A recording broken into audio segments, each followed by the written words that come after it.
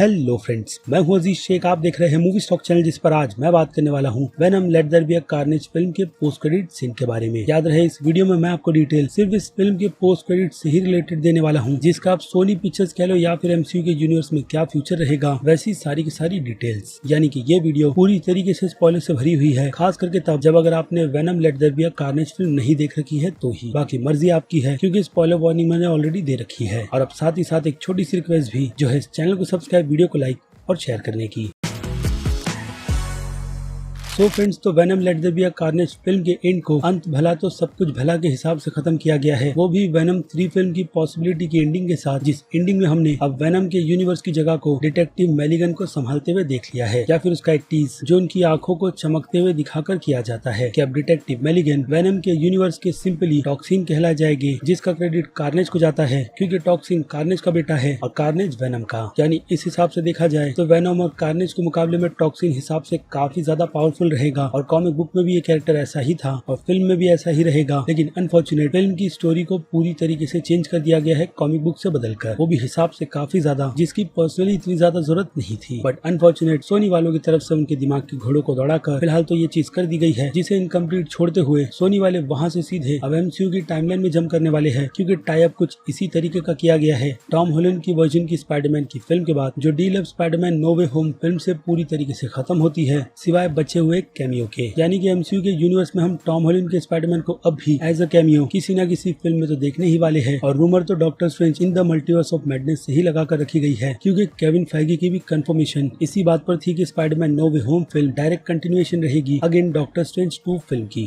लेकिन अब उस कंटिन्यूएशन को सबसे पहले तो नो वे होम फिल्म में किस तरीके से दिखाया जाएगा, वो भी पॉइंट काफी ज्यादा इंटरेस्टिंग रहेगा, क्योंकि अब Venom let there be a Carnage film इस बात की कंफर्मेशन दे देती है कि 6 सिनिस्टर्स का जो एक बंदा मिसिंग है, यानी कि एक विलन, वो वेनम के अलावा कोई नहीं, जिसे हम स्पाइडरमैन नो वे होम फिल्म में देखने वाले हैं। अब हो सकता है कि ये अपीयरेंस एडी ब्रॉक के इस वर्जन के वेनम का एंटी हीरो का ही रहे इस फिल्म में, क्योंकि वेनम की कैरेक्टर की प्रेजेंटेशन सोनी पिक्चर्स वालों की तरफ से कुछ इसी तरीके की गई है। लेकिन जिस तरीके से पोस्ट क्रेडिट सीन में हमें अगेन एक टीज दिया गया है, जिस पर मैं आपसे थोड़ी देर में ही पूरी डिटेल में बात करूंगा, वो डिटेल हमें इसी बात का हिंट देती है कि वेनम कहीं ना कहीं टॉम हॉलैंड के वर्जन के पीटर पार्कर को नहीं बल्कि किसी दूसरे ही पीटर पार्कर को जानता है। और अगर सोनी पिक्चर्स के यूनिवर्स में उन डिटेल्स पर नजर डाले तो ये काम सैम रेमी की स्पाइडरमैन 3 फिल्म में किया है, जिस फिल्म में हमें वेनम का काफी बेकार और एक हिसाब से वर्जन दिखाया गया था। कैसे, तो चलिए अब आ जाते हैं उसी डिटेल पर, यानी कि फिल्म के पोस्ट क्रेडिट सीन की डिटेल पर, जिसकी शुरुआत एडी ब्रॉक और वेनम को एक बेकार और घटिया से होटल में दिखाकर की जाती है। और वहीं पर वेनम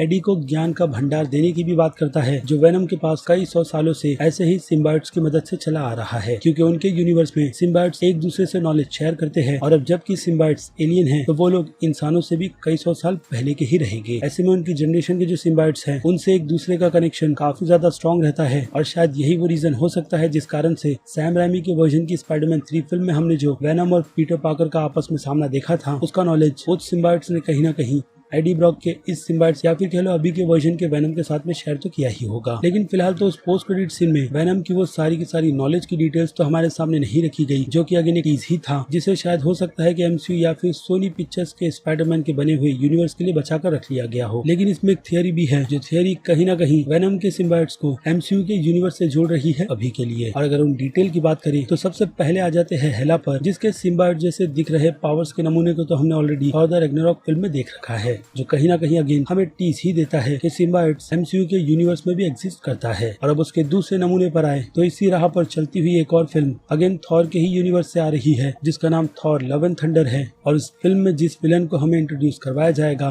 उस कैरेक्टर का नाम है गॉर द गॉड बुचर। और उस कैरेक्टर की भी जिस तरीके की पावर है, वो तो कॉमिक बुक में भी सिम्बायोट्स से बहुत ही ज्यादा मिलती जुलती है। या फिर कहूँ कि गॉर द गॉड बुचर की जो स्वॉर्ड थी, वो कंथर यानी कि सिम्बायोट्स की ही बनी हुई थी, जिसे कॉमिक बुक में भी सिम्बायोट्स का किंग नल करता है, जिसे कॉमिक बुक में इस नाम के अलावा नेक्रोसॉर्ड के नाम से भी जाना जाता है, जो कि अगेन हेला और गॉर द गॉड बुचर के पास थी। बाकी गॉर द गॉड बुचर की जो कहानी कॉमिक बुक में है, अगेन उसके टाइटल के हिसाब से गॉड्स को मारने की कुछ उसी तरीके की कहानी नल के कैरेक्टर की भी है, जिसकी पूरी के पूरी ओरिजिन आपको मेरे चैनल पर मिल जाएगी। और हाँ, ऊपर दिए गए आई बटन में भी, कि ये कैरेक्टर एक्चुअल में कितना ज्यादा पावरफुल है, और इस कैरेक्टर को भी डेफिनेटली एक्सप्लोर ही करना चाहिए, जिसके चांसेस फिलहाल तो मुझे अभी के लिए बिल्कुल भी पॉसिबल नहीं लगते। लेकिन कनेक्शन जो बिल्डअप किया जा रहा है वो बहुत ही ज्यादा इंटरेस्टिंग इंटरेस्टिंग है। बट वो चीज मैं Venom let there be a Carnage film की तरह काफी ज्यादा फास्ट पेस में देखना बिल्कुल भी नहीं चाहता, बल्कि धीरे धीरे एक एपिक वॉर पर पहुंचा जाए अगेन वेनम के ही यूनिवर्स से, तो वो भी काफी ज्यादा अच्छा रहेगा। लेकिन अभी जो क्रॉसओवर हो रहा है अगेन इस पोस्ट क्रेडिट सीन के अकॉर्डिंग वो भी काफी ज्यादा अच्छा है, ताकि इससे स्टूडियो यानी कि सोनी पिक्चर्स वालों को अच्छा खासा टाइम मिल जाए वेनम के यूनिवर्स को लेकर कुछ अच्छा सोचने के लिए, जिस पर फिलहाल तो उनकी सोच अब तक मेरी नजर में पूरी तरीके से फ्लॉप ही रही है। इसलिए अब इसकी जिम्मेदारी एमसीयू के अंडर है कि वो लोग वेनम के सिम्बायोट्स को अब किस तरीके से अपने यूनिवर्स के अलावा सोनी पिक्चर्स के यूनिवर्स में बिल्कुल प्रॉपर तरीके से यूज करेंगे। क्योंकि जैसे कि मैंने कहा सिम्बायोट्स की हिस्ट्री बहुत ही ज्यादा इंटरेस्टिंग है और जिस तरीके का कनेक्शन बिल्ड किया जा रहा है उसे भी देखने में बहुत ही ज्यादा मजा आने वाला है। क्योंकि पोस्ट क्रेडिट सीन तो हो सकता है कि डेफिनेटली एमसीयू वालों की तरफ से ही चूज किया गया होगा, इसलिए इस तरीके के टीज फिलहाल तो वेनम के सिम्बायोट्स की तरफ से दिए गए हैं, जो कनेक्शन भी बहुत ही अच्छी तरीके से बनाता है। इसलिए फैंस एमसीयू के यूनिवर्स को बहुत ही ज्यादा पसंद करते हैं। बाकी बात कर ले नल की थोड़ी सी और इन्फो की कि नल का कैरेक्टर इतना ज्यादा इंपॉर्टेंट क्यों है। वेल तो कॉमिक बुक में इस कैरेक्टर की जिस ओरिजिन को बिल्डअप किया गया है वो मल्टीवर्स से भी पहले की है, या फिर कह लो यूनिवर्स के बनने से पहले की,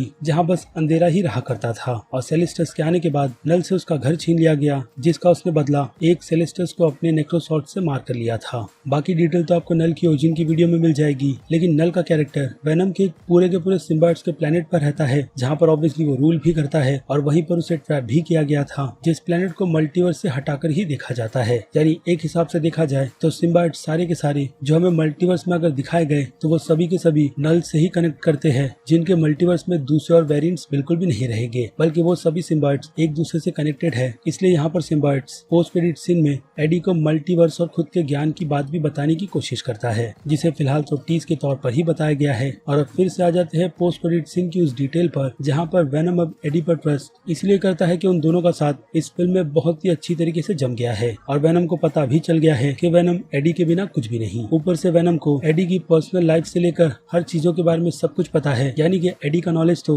वेनम के पास है, लेकिन वेनम के सिम्बायोट से रिलेटेड यानी कि इसकी ओरिजिन से रिलेटेड एडी को कुछ भी नहीं पता। इसलिए यहाँ पर शायद वेनम दिल खोलकर उसे सब कुछ सच बताने वाला है, बट अनफॉर्चुनेट वैसा हो उसके पहले ही एडी तो उस पर ब्लेम डालता ही है, क्योंकि वेनम के ऐसा बोलते के साथ में ही कि ये नॉलेज उसका दिमाग खराब कर देगा कि अचानक से गोल्डन रोशनी चमकती है और वो होटल का बेकार सा रूम एक काफी लग्जरियस रूम में बदल जाता है। यानी कि जगह बिल्कुल वही है, लेकिन चीजें पूरी तरीके से बदल गई है, जिसका बाद में हमें हिंट देते हुए यही कंफर्म किया जाता है कि ये सब कुछ एक्चुअल में एडी के साथ किसी और ही यूनिवर्स में हो रहा है, यानी कि मल्टीवर्स में, जिसके पीछे वांडा हो सकती है अगेन वांडा विजन की सीरीज के हिसाब से, या फिर डॉक्टर स्ट्रेंज जिनके कारनामों को हमने ऑलरेडी स्पाइडरमैन नो वे होम फिल्म के ट्रेलर में देख लिया है, या फिर अभी के लिए एमसीयू की तरफ से वही चीज दिखाने की कोशिश की जा रही है जिस पर हम अपना पूरा का पूरा फोकस रखें। ये सब कुछ डॉक्टर स्ट्रेंज की ही गलती है, क्योंकि वांडा और डॉक्टर स्ट्रेंज के अलावा इस लिस्ट में तीसरा नाम तो लेडी लोकी का भी आता है, जिसके लिए गए लोकी की सीरीज के उस लास्ट के डिसीजन ने मल्टीवर्स की पूरे के पूरे टाइमलाइन या फिर कह लो दरवाजों को खोल दिया है। और शायद ये भी उसी का एक नतीजा है जिसके इफेक्ट अब हम एमसीयू के यूनिवर्स में देखने वाले हैं, क्योंकि स्पाइडरमैन नो वे होम फिल्म सिर्फ 2 ही विलेंस की कंफर्मेशन नहीं बल्कि टोटल 5 विलेंस की कंफर्मेशन देती है, जिसके ट्रेलर को ब्रेक डाउन करके मैंने आपको सारी की सारी डिटेल दे दी है। स्पाइडरमैन नो वे होम फिल्म के हिट ट्रेलर में हमें दूसरे स्पाइडरमैन के यूनिवर्स के टोटल 5 विलेन दिखा दिए गए हैं, जिनमें से सबसे पहला ग्रीन गॉब्लिन, दूसरा डॉक्टर ऑक्टोपस और तीसरा उसी सैम राइमी के यूनिवर्स का सैंडमैन है। इसके अलावा एंड्रू गारफील्ड के स्पाइडरमैन के यूनिवर्स से हम इलेक्ट्रो के अलावा प्रिजन के उस डार्क सीन में एक काफी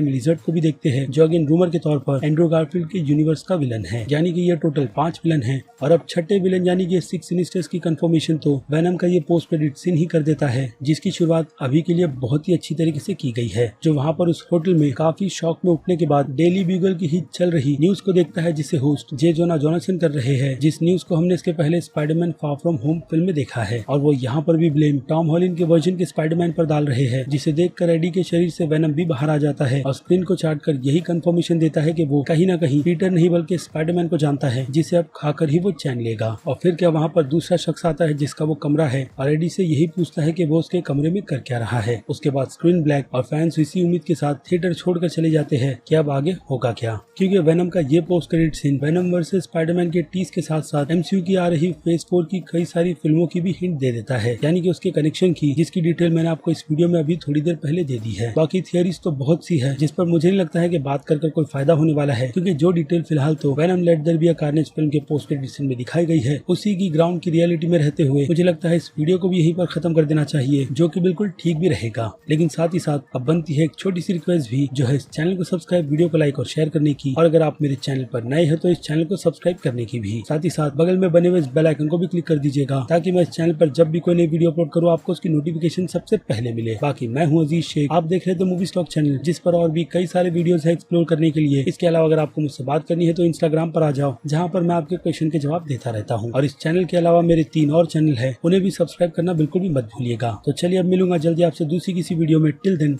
बाय।